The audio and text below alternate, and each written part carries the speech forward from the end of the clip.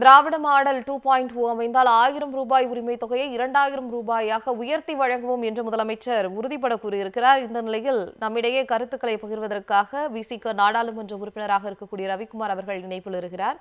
வணக்கம் சார்.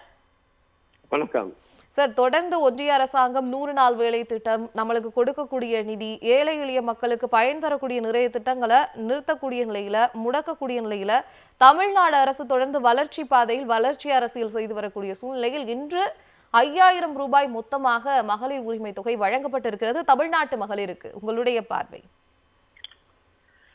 இது மகளிர் மனம் குடியிருக்கிற மகத்தான அறிவிப்பு. இந்த மகத்தான அறிவிப்பை செய்திருக்கிற மாண்புமிகு முதலமைச்சர் அவர்களுக்கு முதல்ல விடுதலை சிறுத்தைகள் கட்சியின் சார்பில் என்னுடைய மனமார்ந்த நன்றியை நான் தெரிவிச்சுக்கிறேன். இந்த அறிவிப்பு என்பது ஏதோ தேர்தல் கால அறிவிப்பு கிடையாது. எதுக்காக இதை செய்திருக்க என்று மாண்புமிகு முதலமைச்சர் அவர்கள் தெளிவாக சொல்லியிருக்காங்க.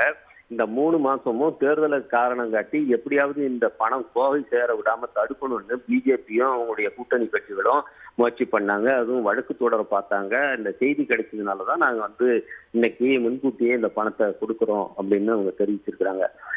அது மட்டுமல்ல, கோடை காலத்துல எப்படி பெண்கள் வேலை இல்லாம கிராமப்புற பெண்கள் அன்னைக்கு அப்போ விவசாயம் தொடர்பான எந்த வேலையும் இருக்காது. அந்த அந்த நேரத்துல அவங்களுக்கு ஏற்படுற பொருளாதார நெருக்கடியை சமாளிக்கும் விதமாக ஒரு 2000 ரூபாய் இன்னைக்கு கூடுதலாக அவங்களுக்கு வழங்கப்பட்டிருக்கிறது.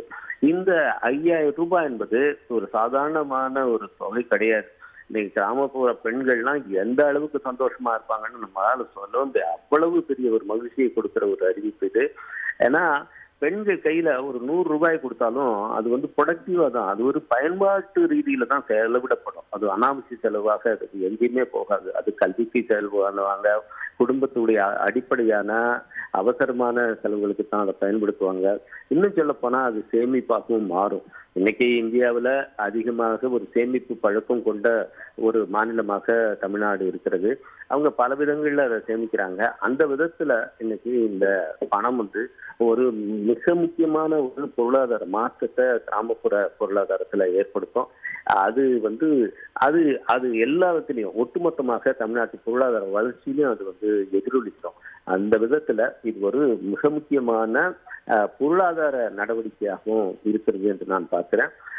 பீகார்ல தேர்தல் நடக்கும்போது பிஜேபி அங்க கூட்டணியோ என்ன பண்ணாங்கன்னா 10,000 ரூபாய் அப்படின்னு அறிவிச்சு போட்டாங்க, அது போடுறேன்னு சொன்னாங்க. ஆனா பாத்தீங்கன்னா அங்க பல்லாயிரக்கணக்கான பேருக்கு அந்த பணமே போடப்படல அப்படின்னு சொல்லிட்டு அதுக்கு பிறகு தேர்தலுக்கு பிறகு தகவல் வந்தது. இப்படி சொல்லிட்டு அதை ஏமாத்துறது. இது மாதிரிதான் 15 லட்சம் போடுறோம்னு சொல்லிட்டு 2014 போலி வாக்குறுதி கொடுத்து பிரதமராக வந்தவர் நம்முடைய மரியாதைக்குரிய மோடி அவர்கள்.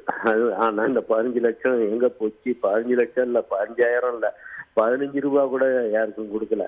அது போல மக்களை ஏமாத்துகிற ஒரு அரசியல் தலைவராக நம்முடைய முதலமைச்சர் இல்ல. அவர் 2021 கொடுத்த வாக்குறுதிகளை மட்டுமல்ல, கொடுக்காத வாக்குறுதிகளையும் நிறைவேற்றினார். காலை உணவு திட்டம் அந்த வாக்குறுதியிலே இல்லை. இன்னைக்கு காலை உணவு திட்டத்தை அறிவிச்சு இன்னைக்கு தமிழ்நாட்டில் இருக்கிற சிறார்கள் அவங்கெல்லாம் இன்னைக்கு ஹெல்த்தியா அவங்களுடைய ஆரோக்கியத்தை, சுகாதாரத்தை இன்னைக்கு பெரிய அளவில் மேம்படுத்தி இருக்குது. இன்னைக்கு அதனால என்ன ஆயிடுச்சுன்னா, இந்த குறை வளர்ச்சி குழந்தைகள், ஸ்டண்டர்ட் சில்ட்ரன் சொல்லுவாங்க, அது இருந்த அந்த அளவு இன்னைக்கு வெகுவாக குறைக்கப்பட்டிருக்கு.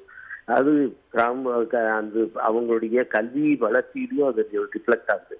அதுபோல நம்முடைய அரசு அறிவிக்கிற ஒவ்வொரு திட்டமும் ரொம்ப அறிவியல் பூர்வமாக ஆராய்ந்து அது ஏற்படுத்துகிற நன்மைகள் என்ன என்ன என்பதையெல்லாம் அவர்கள் கண்டறிந்துதான் அந்த திட்டத்தை சொல்றாங்க. சும்மா விரயமாக எந்த திட்டத்தையும் அவர்கள் சொல்லவே இல்லை.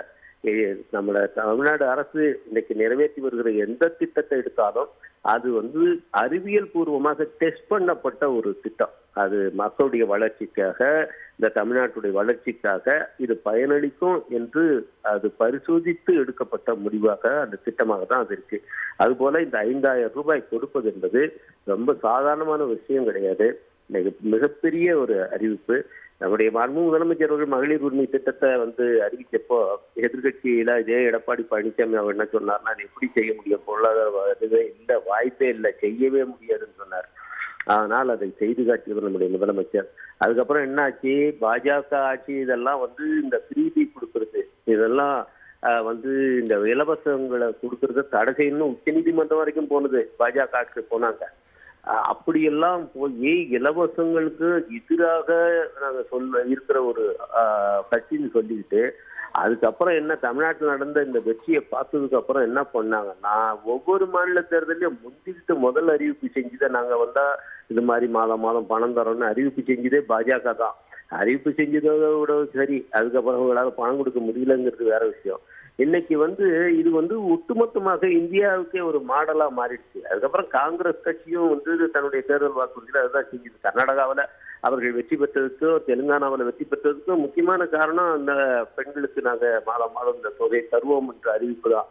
அந்த மகளிர் இன்னைக்கு அவர்களுடைய பொருளாதார தற்சார்பு உறுதி செய்யப்பட்டால் அது ஒரு மாநிலத்துடைய வளர்ச்சிக்கு ஒரு அடித்தளமாக இருக்கும் என்பதை கண்டறிந்து அதை செயல்படுத்திய ஒரு சாதனை யார் செஞ்சதுன்னா நம்முடைய முதலமைச்சர் தான் செஞ்சாரு. அதை இன்னைக்கு வழிமொழிந்தவர்கள் எல்லாமே வெற்றி பெற்றிருக்காங்க.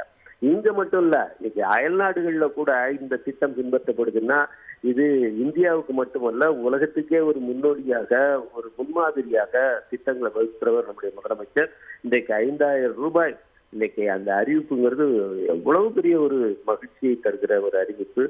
அதுவும் கோடை காலத்துல அவர்கள் அந்த எந்தவித வருமானமும் இல்லாமல் சிரமப்படுவார்கள் என்பதை உணர்ந்து அதை அதாவது ஏழை எளிய பெண்களுடைய மனநிலையை உணர்ந்து அவர்களுடைய சிரமங்களை உணர்ந்து அவர்களில் ஒருவராக இருந்து சிந்திக்காதான் இப்படி எல்லாம் செய்ய முடியும்.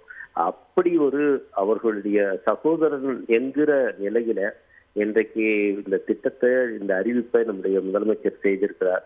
இது பெரிய ஒரு மாற்றத்தை ஏற்படுத்துகிற ஒரு அறிவிப்பு.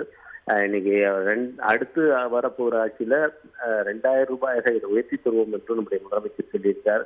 அது நிச்சயமாக அவர் செய்வாங்க, யாருக்கும் அதுல சந்தேகமே கிடையாது. ஏன்னா நம்முடைய முதலமைச்சர் சொன்னதை செய்யக்கூடியவர். அவர் நிச்சயமாக அவர்தான் அடுத்து முதலமைச்சராக வரப்போகிறார். 2000 ரூபாய் தரப்போகிறார் என்பது பெண்களுக்கெல்லாம் தெரியும்.